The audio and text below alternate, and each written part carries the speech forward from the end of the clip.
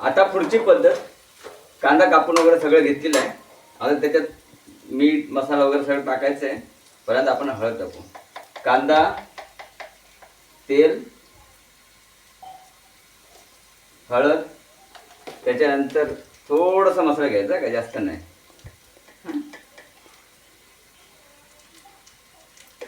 ते झालं. गरम मसाला तो असतो थंड. हे बघा, गरम मसाला टाकला की मस्तपैकी ढवळून घ्यायचा. हो, फुटता काय कधी कधी जरा संपवून घालायचं. हे मस्तपैकी एकदा खमंग वास सुटलाय.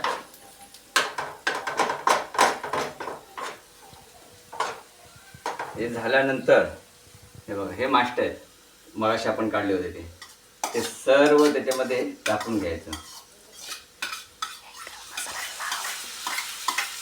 हे बघा, हे झाकणं बिकणं लावून घ्या. आता मस्त याला मस्त करायचं. हा हा हा हा, क्या बात आहे.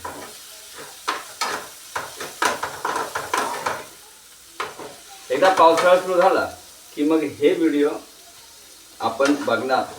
म्हणजे कसं ते बघत राहणार. ॲक्च्युली मला काय सांगायचं, पाऊस सुरू झाला ना की हे मुळे मिळणार नाही, कारण भरपूर पाणी असतं त्याच्यामध्ये, खाडीमध्ये. त्याच्यामुळे तिथे आपल्याला उतरता येणार नाही. तर आता आपण हे खाऊन झालं की आपण मस्तपैकी त्याच्या आधी कोकम टाकायचं राहिला. हे असे कोकम टाकायचं. कोकम टाकलं ना की अजून चव त्याला मस्त सुटते. फटाफट फटाफट. तर अशा प्रकारे जवळजवळ झालेलं आहे. आता आपण त्याची टेस्ट करू. जर कमी ठेवायचं म्हणजे कसं जळणार नाही. ठीक आहे. आता ही झाली रेसिपी पूर्ण. आता याच्या बरोबर भाकरी, चपाती, जा काय म्हणत रट्टा मारायचा आणि मग म्हणून सक्त खायचं. खायला या नक्की. Okay, bye bye.